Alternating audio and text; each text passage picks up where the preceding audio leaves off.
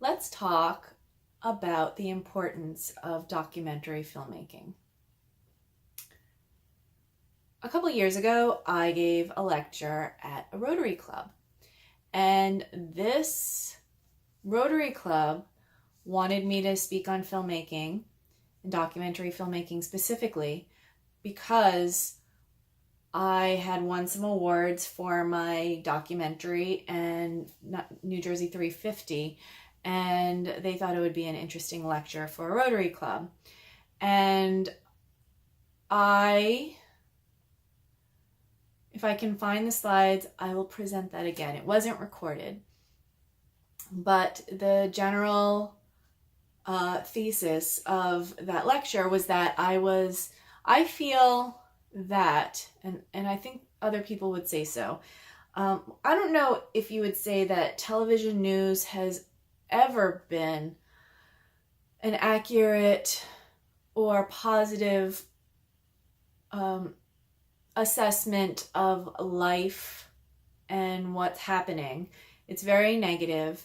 It's often skewed by advertisers and other forces that we don't know about, other political points. It's very much propaganda, and especially when you start getting into the big money of it. I am not saying that that doesn't happen with documentary, but I will say that if you are a small-time filmmaker, okay, so if you are doing documentaries on a larger scale, you're almost more at risk to being part of that, being swayed by that money that you get if you have, say, an organization that's acting as your umbrella fundraising, in an umbrella fundraising capacity, and that's often how they do. So they have the nonprofit status, and if you start writing grants for your, documentary about the pangolin, and then they say, yeah, but we are invested in the Chinese medicine market. I will maybe, if I can find a post about the pangolin, everybody should know we got to save the pangolins, okay?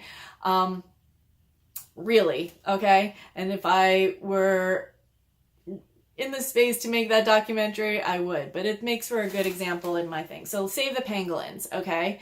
But maybe one of the people who donates money to this organization is getting money from a Chinese medicine that uses pangolin scales. And so they're like, you know what, maybe tone down the fact that, they're going extinct and they're really gentle creatures. Maybe have that one footage that kind of makes them look evil when they're eating ants. And so,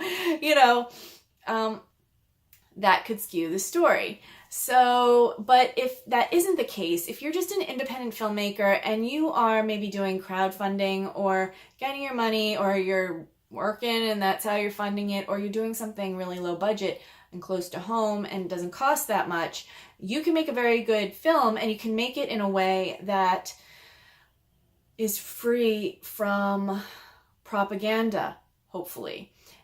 As much as possible, but you're making it with your own voice and you're taking a stance with it, and hopefully doing it in order to improve the world and make the world a better place. So I really feel that documentary is a great form of activism, in that instead of participating in perhaps the anger of a situation, it can be a form of informing why you take the stance in that situation, and also informing people that there even is a situation. So this wasn't a documentary that I saw on the pangolin. It was a nature show, but I had no idea there was even a pangolin. And they're adorable, and they're going extinct because of the trade. People in Chinese medicine has been using pangolin scales. They're covered in scales, and they're really sweet animals. And they're covered in scales, and they use the scales in Chinese medicine, and they also in Asia eat the meat.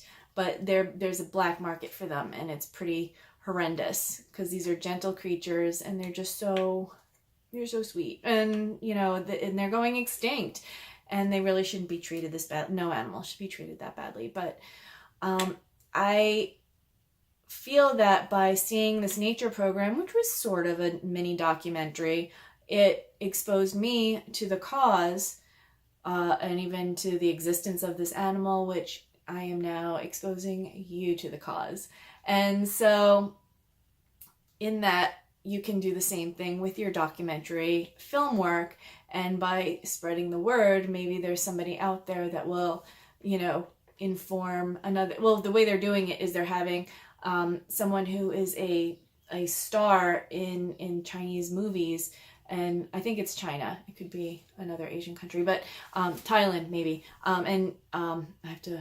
I saw it a few weeks ago. Anyway, so I'm not sure, but basically she's super famous, and she is taking up the cause of the pangolin, which hopefully will maybe sway people who've been practicing traditional Chinese medicine, or people who buy on the black market to not use that anymore. It's unnecessary, and eventually it's going to run out if they keep killing pangolins in the amounts that they're killing them. So that is how powerful a documentary can be. So go be powerful and make the world a better place. And that was basically my talk for the Rotary Club. And if I can find the slides, I will present it as I presented it for the Rotary Club. But if not, I just wanted to have that conversation because I feel that, especially today and even on the internet, the news that's presented, if they have any kind of funding, it's going to change their story. So let's say there is a news organization that's like super progressive, but they don't say anything bad about, I don't know, medicine and the pushing of opioids because some of their funding comes from drug companies.